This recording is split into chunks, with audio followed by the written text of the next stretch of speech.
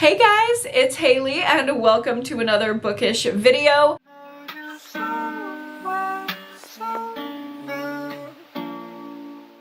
Today we're going to be getting into my most surprising reads of 2024. These are the books that maybe I had like little to no expectations for, or maybe I thought they were not going to be for me, and they completely surprised me and exceeded my expectations. A lot of these are underrated books. A lot of these are books that just completely caught me off guard and I have become obsessed with them. So I have my top 10 most surprising reads to share with you today. Let's go ahead and jump in. Let's start out with one of my favorites that I found on KU this year. It is such a gem. I don't know how more people aren't talking about it, and that is The Final Scene by Steph Nelson. Oh my gosh, she hit it out of the park with this thriller. I can't wait to read more from her. It's such a unique plot, compelling characters, fast pacing, kind of like everything that I want from a thriller. We are following a woman who gets abducted, and her captor doesn't just take her home and like torment her. No. Her captor puts her into a home where she's playing the part of her captor's trauma. This person basically kidnapped a bunch of people and makes them play the parts of the people that gave them trauma in their life growing up, and they have to play out their entire life until they get to the final scene. And we are leading up to that point. We're feeling the tension, we're feeling the suspense, and we're wondering if all the people are just gonna get murdered when they get to the final scene. It's very high stakes. Like I said, it's very unique. There's a lot of discussion of trauma and mental health, but not in too heavy of a way. I feel like it's represented lightly and well enough without really delving into mental health rep status. There's also a goofy little romance that I thought was just so funny and so like KU coded. I don't know. I'm like kind of obsessed with this thriller. If you're looking for something quick and easy and shocking on KU, this is a perfect thriller for you. Next up, let's get into a contemporary romance. What is going on? Twice Shy by Sarah Hogle. I can't wait to read more from Sarah Hogle because I fucking loved this book. I randomly popped it on audio because it was on the Skip the Line on my Libby app, and I literally was listening to it as I was running on the treadmill when all of a sudden I had to stop because I was sobbing. This is such a cute romance about two super shy, awkward, introverted cuties who end up getting left a property by someone that they mutually knew who passed away. They both go there to process their grief together, but they kind of get off on the wrong foot because they want to use the property for differing ways, and they have to come to an agreement, and along the way they spark a romantic connection. The man in this book is just so sweet and soft and vulnerable, and I just love that about him. And I love that the girl is like over the top and fun, and she lets herself take up space, but that doesn't mean that she lacks any social anxiety, and they both connect over their social anxiety that's like shared between them. Oh, it is just so good, and it's really emotional. As much as it's like funny and fun, the ending really caught me off guard with how deep the emotions ran, and I was sobbing in the shower, y'all. I literally, when I listened to this book, I was sobbing in the shower. I'm obsessed with it. It is my favorite backlist rom-com that I read this year. That's like a lot of qualifiers, but I wanted to give it its credit because it surprised me so much and I really loved it. Next up, we have a recent read, and that is Candy Cane Kills by Brian McCauley. This was just like a little Christmas slasher. Like, I literally expected to give this 3 stars, kind of hate it, and move on, but that was not what it was at all. I was really worried about the indie horror published vibes, if you know what I mean. I've been traumatized, okay, by the extreme horror genre. I feel like I can't trust anything indie published in horror anymore because it's just such a hit or miss situation, especially when you have a cover like this that's clearly like, this book is going to be murderous and mean-spirited. You just never know how that's going to go, especially when it's written by a man. But I was so pleasantly surprised with the way that this was handled. There is awesome, fun LGBT rep in here. There are interesting family dynamics. And obviously at the end of the day, we're just watching this family get absolutely slashed by Candy Kane, who killed their entire family 10 years ago and now is raised from the dead when they come to spend Christmas in the cabin where the first murder took place. And it's so much more than a slasher. Like, yes, it is fun, but it's also like the characters are compelling. There's atmosphere. There's a very clear arc over the course of the book. Like, this is an intentional slasher, but it doesn't take away from the lightness and the funness that you want out of a slasher. I just think it's so well done. This is how I want my holiday themed slashers to be. Another thriller here, we have Vacancy in Room 10 by Serafina Nova Glass. I just thought this was a little paperback that I just wanted to pick up because it sounded interesting on the synopsis, but I did not expect this to be one of my favorite thrillers of the year. We are following two women who are connected to this man who was found dead at an apartment complex. And this apartment complex used to be a motel, and it's just filled with this like quirky menagerie of neighbors. And we get to know all of them as we're trying to put the pieces together and figure out what happened to this man. We kind of suspect both women because they have a motive to kill him, but we don't know who did it. And the way that everything is revealed is so shocking. The twists in here were phenomenal. It reads like really dark and gritty, and I just loved the like intense atmosphere of it. But at the same time, like, it doesn't feel too intense like a Karen Slaughter book. It feels like the perfect medium. Like, this is a thriller, you know what I mean? This gave me the feelings of like a classic thriller, like the first Gillian Flynn book that I read as a child who probably shouldn't be reading things like that. This gave me that feeling. Just fast-paced, intense in a good way, drama, kind of darkly funny. It was great. 5 stars easily, highly recommend it. She's very unassuming, but she will surprise you. Next up, let's get into a YA thriller, which I feel like I go into every YA thriller with like 0 expectations because then I'll hate every single one of them. So it really says a lot that I enjoyed this one as much as I did, and that is I Have No Secrets by Penny Jolson. We are following a main character in this book who has cerebral palsy, and some absolute creep goes up to her and whispers in her ear and confesses to murder because he just wants to torture and torment her. Okay, this man is fucked up, and he's like, I'm a murderer and you can't tell.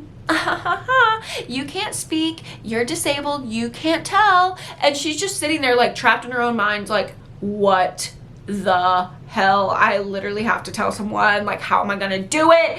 And it is tension the entire way through. We are left in suspense wondering, how is she going to expose this man? But when there's a new technology that comes up that could help her to be able to speak, everything hangs in the balance. And when this man finds out that this is gonna happen, he sets out to kill her. We are racing against the clock, rooting for our queen to take this man down and not be killed by him and get the communication before he can do anything about it. It is so fast, so interesting to read from a character who has this level of debilitation that it feels like they are trapped in their own mind. I felt such connection and such empathy with her, and it's just a really great thriller plot as well. It's shocking, it's straightforward, but it feels like we're driving there the whole way through the book. It has great flow and pacing. I just didn't ever expect this from a YA thriller, but I highly recommend it. We got more thrillers. This one is like the thriller of the summer. I fear this was the best thriller that I read all summer, vibes wise, plot wise, writing wise, everything wise,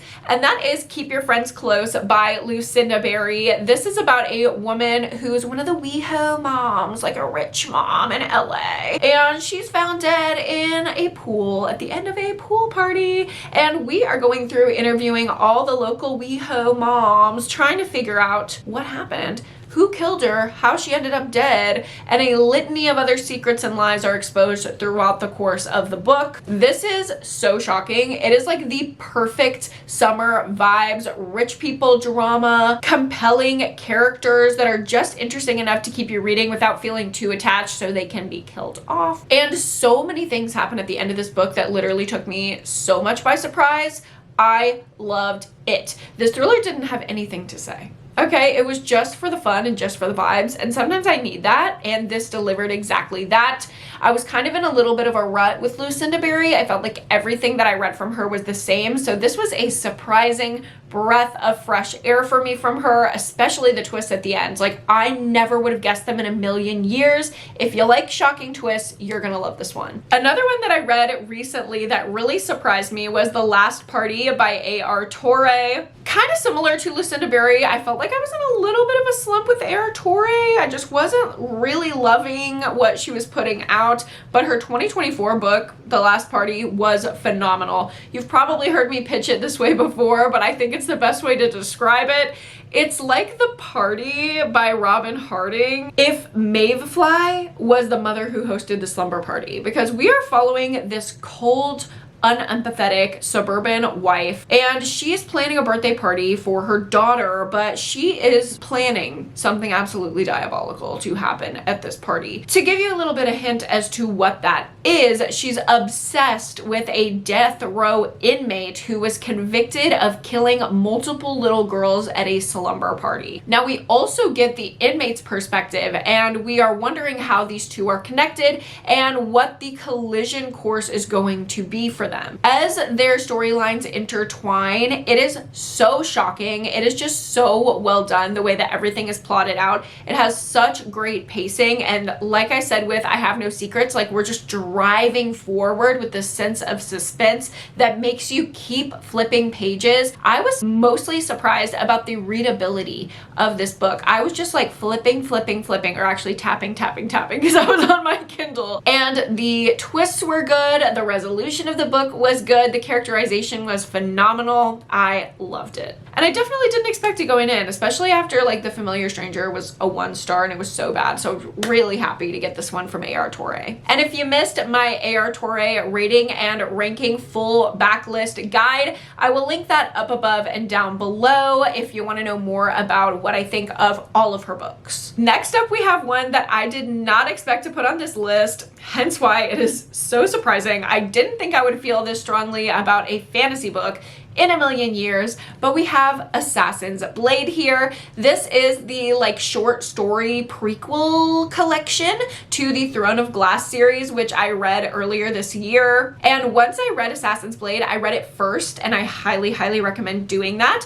I knew I was in. I knew I was going to be committed to reading Throne of Glass because I love Selena, our main character, so much. She is this badass assassin, and we're basically following her on all of her like assassin missions in this book. It was so exciting. I got to know the character immediately, and I felt this level of investment when I started the Throne of Glass series. As I was reading it, I found myself like being grateful that I had read this book first and that I had the backstory and the investment when I went into it. I was surprised how much I thought about this book and how much I thought about the stories and how much it really shaped my experience of reading Throne of Glass. I loved it. Getting into my last couple surprising reads here, we have a horror book that is also a recent read and perfect for winter. So if you're looking for a wintry horror book, this one might be for you. It's also like a cat and mouse thriller. So I think if you're not typically a horror reader, you would also really like this. And that is Blood Like Mine by Stuart Neville. I freaking loved this book, and I did not think I was going to. It sounds like cat and mouse, typical like